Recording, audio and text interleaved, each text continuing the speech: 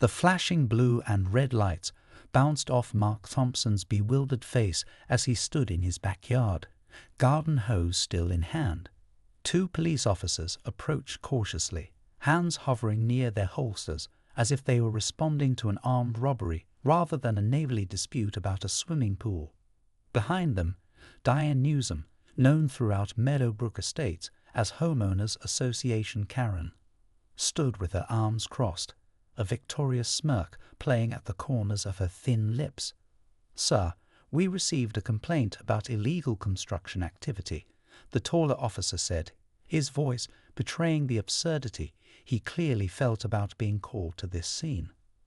Mark blinked, struggling to process how his Sunday afternoon had spiraled into this surreal confrontation. Just 3 hours ago, he made what he thought was a simple, reasonable decision about his own property. Earlier that morning, Mark had stood on his back deck, coffee in hand, contemplating the above-ground pool that had been the centerpiece of his backyard for 7 summers. The once gleaming blue structure now showed its age, faded by the sun, with patches where the vinyl liner had begun to bubble and peel. The filter system made concerning noises, and last week's heavy storms had revealed several slow leaks that no amount of patching seemed to fix. "It's time," he had said to his wife Jenny, who nodded in resigned agreement. Their children had outgrown the pool anyway. 14-year-old Zach preferred hanging out with friends at the community center, while 16-year-old Emma spent her summers lifeguarding at the local water park. The pool had become more of a maintenance burden than a family gathering spot. "We could put in that vegetable garden you've been talking about," Jenny suggested, wrapping her arms around his waist and resting her chin on his shoulder. "Or maybe a fire pit area where we could still entertain, but without the weekly chemical balancing acts." The decision made, Mark spent the morning researching proper pool dismantling techniques. As a civil engineer by profession, he approached the project methodically, draining the water slowly using a submersible pump that directed the chlorine-free water he'd stopped adding chemicals weeks ago toward the drainage ditch that ran along the back of their property line, well away from anyone else's yard. By noon, he had rolled up his sleeves and begun the dismantling process, carefully removing the top rails when he first noticed Diane peering over the fence. He waved politely, but she disappeared without acknowledgement, which should have been his first warning. Diane had moved to Meadowbrook Estates 3 years ago and promptly positioned herself as the neighborhood's self-appointed compliance officer, despite having no official role in the HOA. Her constant complaints about everything from improperly stored trash cans to unapproved mailbox colors had earned her the Karen nickname that neighbors used exclusively behind her back. Mark had managed to avoid her scrutiny until today. As he continued working, he noticed her making multiple passes by his side yard, smartphone in hand, clearly documenting his activities. Still, he never imagined she would escalate to calling the police, not over a man dismantling his own pool on his own property on a quiet Sunday afternoon. Yet here he stood, dripping with sweat and confusion, facing 2 increasingly embarrassed-looking police officers, while Diane hovered nearby, clutching a binder that undoubtedly contained every bylaw and covenant of their homeowners association. "Officers," Mark finally said, finding his voice, "I'm taking down my pool. My own pool. On my own property." He gestured to the partially dismantled structure behind him. "How exactly is that a crime?" The officers exchanged glances that spoke volumes about the frivolity of this call, but procedure required them to follow through. Meanwhile, Diane stepped forward, her binder open to a highlighted page, ready to explain exactly how Mark Thompson's reasonable Sunday project had, in her mind, transformed him into Meadowbrook Estates' most wanted criminal. According to Section 7.32 of the Meadowbrook Estates Homeowners Association bylaws, Diane began, her voice carrying the smug authority of someone who had memorized rules specifically to weaponize them. "All exterior modifications to properties must receive prior written approval from the Architectural Review Committee. Mark's patience was evaporating faster than the puddles of pool water at his feet. Taking down a temporary structure isn't a modification, it's maintenance. The pool was already approved 7 years ago. Actually, Diane countered, flipping to another tabbed page in her binder. Removing an approved structure constitutes a landscape modification, which requires a separate approval process. The shorter police officer, whose nameplate read Rodriguez, shifted uncomfortably. "Ma'am, this seems like an HOA matter, not a police matter. Unless there's a safety issue or noise ordinance violation." "There absolutely is a safety issue," Diane interrupted, her voice climbing an octave. "He's creating an attractive nuisance with that half-dismantled pool. And the drainage could affect the watershed management of the entire community, not to mention potential damage to the utility lines." By now, curious neighbors had begun to gather at the edges of Mark's property. He recognized the Patels from across the street and old Mr. Jenkins from next door, all watching with expressions ranging from concern to barely concealed amusement. Jenny emerged from the house, wiping her hands on a kitchen towel, her confusion quickly morphing into indignation as she assessed the situation. "What's going on here?" she asked, joining Mark's side and linking her arm with his in a show of solidarity. Officer Rodriguez explained the complaint, while his partner, Officer Tanner, stepped away to speak into his radio. Mark could tell the officers were trying to find a diplomatic resolution to this absurd situation. "Look," Mark said, keeping his voice measured despite his rising frustration, "I've lived in this neighborhood for 12 years.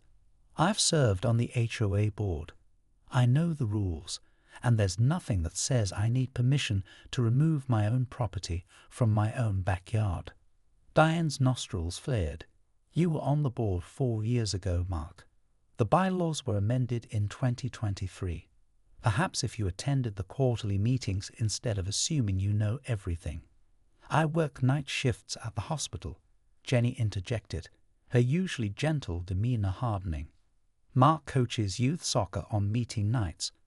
We read the newsletters and pay our dues on time. We're good neighbors, Diane." Officer Tanner rejoined the group. "I just spoke with my sergeant. This is clearly a civil matter between homeowners and their HOA. We're not in a position to enforce HOA regulations."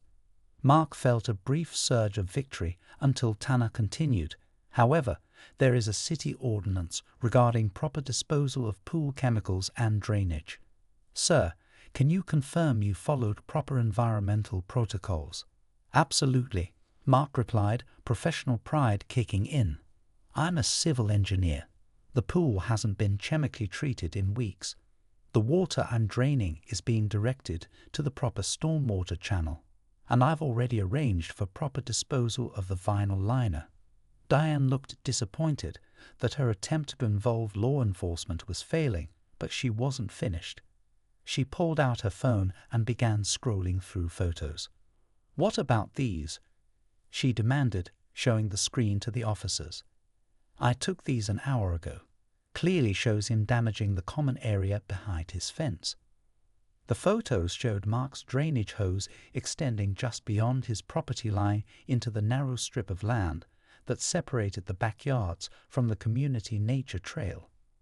"That's the drainage easement," Mark explained, pinching the bridge of his nose. "It's literally designed for water runoff. That's why it's there." Officer Rodriguez examined the photos, then looked over toward the fence line. "Ma'am, he's correct. That appears to be a designated drainage area." A new voice joined the conversation. "She knows it's a drainage easement. She just doesn't care." All heads turned to see Harold Bennett, the current HOA president, walking across Mark's lawn. A retired judge with a reputation for fairness and common sense, Harold had been elected specifically to bring reason back to a board that had become increasingly rule-obsessed under the previous leadership. "Afternoon, officers," Harold nodded to the police. "Mark, Jenny, He acknowledged with a friendly wave before turning his attention to Diane. "Ms. Newsom, this is the third time this month you've called authorities without first bringing concerns to the board. We've discussed this." Diane's face flushed red. "I am exercising my rights as a homeowner to ensure compliance with our agreed-upon standards. If the board won't enforce the rules—" "The board enforces reasonable interpretations of the rules," Harold interrupted firmly, "and we don't waste police resources on matters that could be resolved with a simple conversation." He turned to Mark. "For what it's worth, removing your pool doesn't require approval. It's considered restoration to original condition, not a modification. I'd appreciate an email letting us know once it's complete for our records, but that's all." Mark felt the tension in his shoulders release slightly, but he could see Diane wasn't backing down. Her fingers were flying across her phone screen, no doubt documenting what she perceived as another injustice to add to her collection of neighborhood infractions. The growing audience of neighbors, the embarrassed police officers, and the unexpected arrival of the HOA president had transformed Mark's simple Sunday project into community theater. As Jenny squeezed his arm supportively, he realized this wasn't just about a pool anymore. This was about power, property rights, and one woman's desperate need to control her environment through rigid enforcement of rules, even when those rules existed only in her imagination. And something told Mark that Diane Newsom was just getting started. The officers departed with apologetic nods, leaving Mark to face the aftermath of Diane's failed attempt to have him cited, or possibly arrested, for the grievous crime of pool removal. Harold, the HOA president, lingered a moment longer. "She'll likely file a formal complaint with the board," Harold warned quietly. "I'll make sure it's handled properly, but just document everything you're doing. Photos, receipts, the works." Mark nodded gratefully. "Thanks for stepping in, Harold." "No problem. Between us, the board is getting tired of her crusades." Harold glanced toward Diane, who remained at the edge of the property, furiously typing on her phone. 6 complaints filed last week alone. 1 against the Wilsons for having a bird feeder that was apparently 2 inches taller than regulation height. After Harold left, Mark turned to the small crowd of neighbors who had gathered during the confrontation. Most offered sympathetic smiles or rolled their eyes in Diane's direction before dispersing, returning to their interrupted Sunday activities. Jenny squeezed Mark's hand. "Want some help with the pool?" she asked. "Thanks, but I think I need to blow off some steam working on this alone," Mark replied, picking up his tools. "Maybe check on the kids. I'm sure they heard the commotion." Jenny nodded and headed inside. Mark returned to dismantling the pool frame, hyper-aware of Diane still watching from her surveillance position. He worked methodically, focusing on the task rather than his unwanted audience. After 20 minutes, he noticed Diane had finally left. Relieved, he continued working until his son Zach appeared with a glass of lemonade. "Mom sent this out," the teenager said, handing over the drink. "So, did you really almost get arrested for taking down our old pool?" Mark chuckled. "News travels fast. Emma's friend Lily texted her that her mom saw police cars at our house.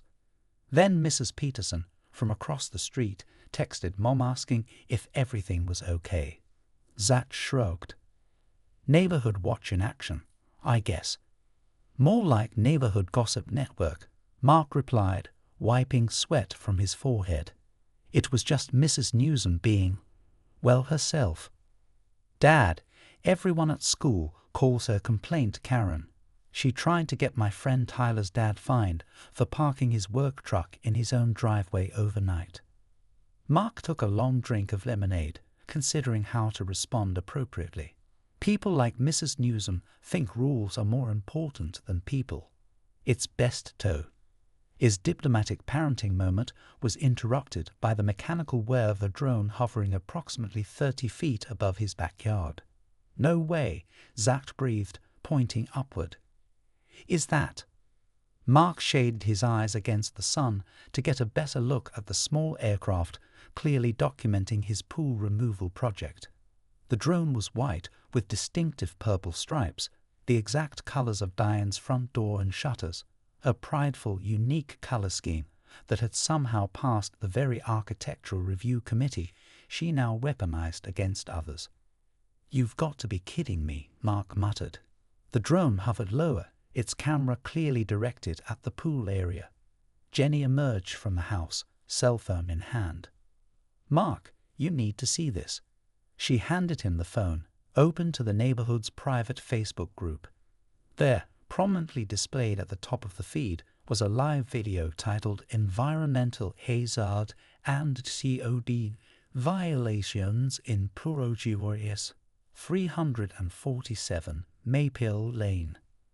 The footage showed their backyard from above, the drone's perspective, with Diane's running commentary overlaid.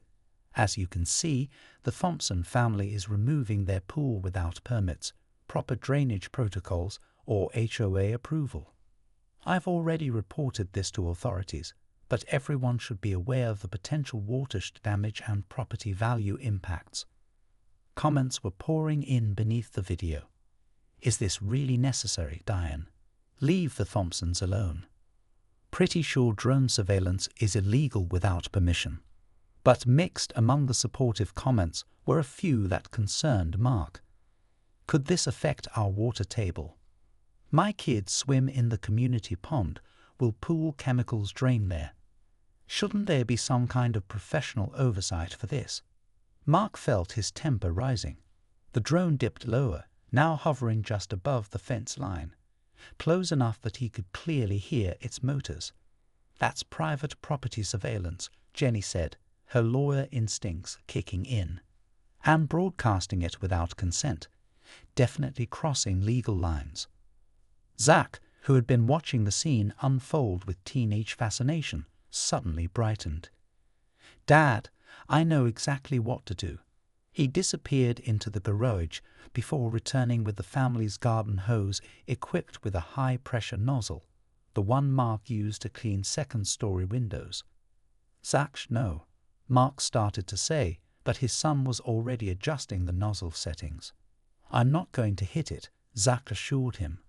"Just create a little." The Meadowbrook Estates Community Center buzzed with an energy typically reserved for controversial property tax discussions or the infamous debate over allowing backyard chickens, which had ended with 3 board resignations and 1 restraining order. Tonight's emergency HOA meeting had drawn a record crowd, with folding chairs hastily arranged in the back to accommodate the overflow. Mark sat in the front row beside Jenny, who had rushed home from her law firm and still wore her work suit. They'd spent the previous evening preparing, Mark documenting his pool removal process with photographs and consulting city ordinances, Jenny researching drone laws and property rights. Their children had insisted on attending too, a request Mark initially rejected until Emma pointed out that her debate team experience might prove useful. They now sat directly behind their parents, Emma with a notepad and Zach slouched in passive protest against all things HOA related. Harold Bennett called the meeting to order at precisely 7:00 p.m., his retired judge's demeanor bringing an immediate hush to the room. "Before we begin," Harold announced, "I'd like to remind everyone that this is a community discussion, not a trial. We will maintain decorum and respect, or I will adjourn this meeting." His gaze lingered pointedly on Diane, who sat rigidly in her chair, her purple-striped drone conspicuously displayed on the table before her like Exhibit A in a murder trial. "Now then," Harold continued, "Ms. Newsom has called this emergency meeting regarding alleged violations at the Thompson residence. Ms. Newsom, you have 5 minutes to present your concerns." Diane approached the podium with her now infamous binder, plus a laptop for her visual presentation. Mark steeled himself as she launched into what could only be described as a prosecutorial opening statement. "Fellow homeowners and board members," she began, her voice carrying the gravity of someone addressing the United Nations Security Council rather than 27 neighbors in a beige-walled community center. What I witnessed yesterday was nothing short of an assault on our property values and community standards. A presentation was meticulously prepared, a slideshow featuring zoomed-in photos of Mark's dismantled pool, red circles highlighting puddles of water, yellow arrows pointing to the drainage pipe, and even a topographical map of the neighborhood with amateur illustrations of potential water flow patterns. She had clearly spent more time on this presentation than Mark had spent actually working on the pool. The Thompsons have violated no fewer than 7 distinct HOA bylaws, Diane declared, flipping rapidly through her slides. Failure to submit a modification request, improper drainage, unauthorized use of common areas, visual nuisance creation, potential chemical contamination, and, she paused dramatically, destruction of personal property when they deliberately attacked my drone during its legitimate documentation activities.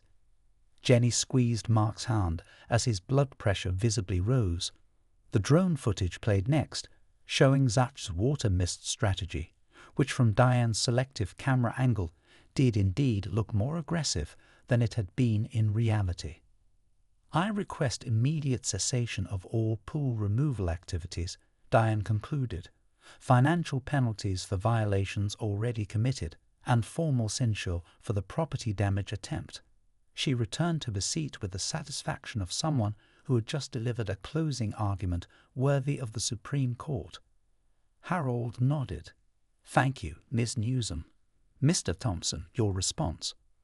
Mark approached the podium, acutely aware of the community's eyes upon him. He prepared notes, but decided to speak from the heart instead. "Neighbors," he began, "I've lived in Meadowbrook Estates for 12 years. Many of you attended our housewarming. Your kids have swum in the very pool I'm now removing because it's reached the end of its usable life."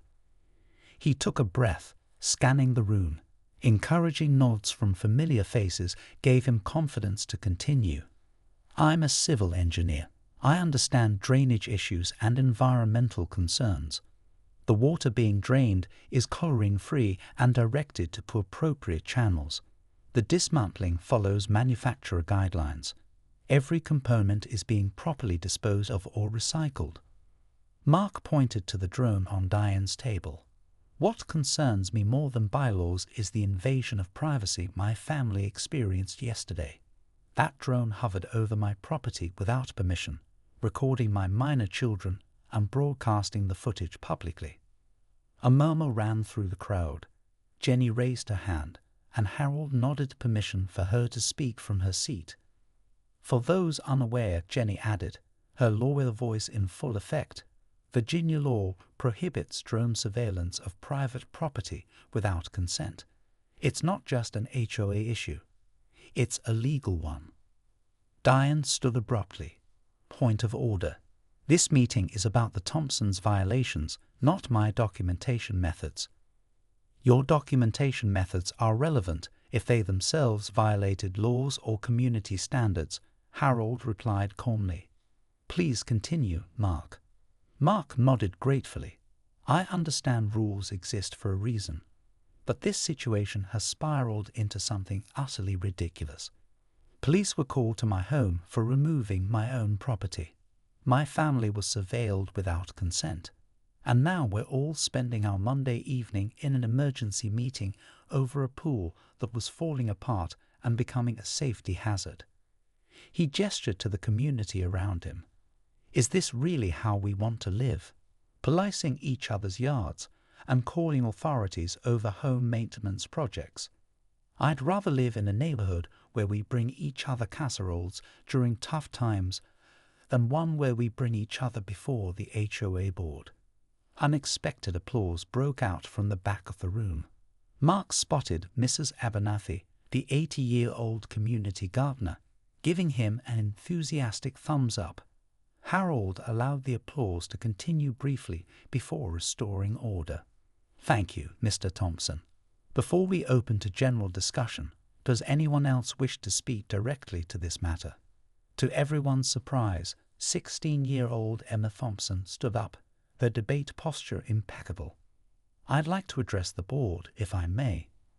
Harold hesitated, then nodded. "The board recognizes Emma Thompson." Emma walked confidently to the podium, her notepad in hand, but largely unused as she spoke clearly and directly.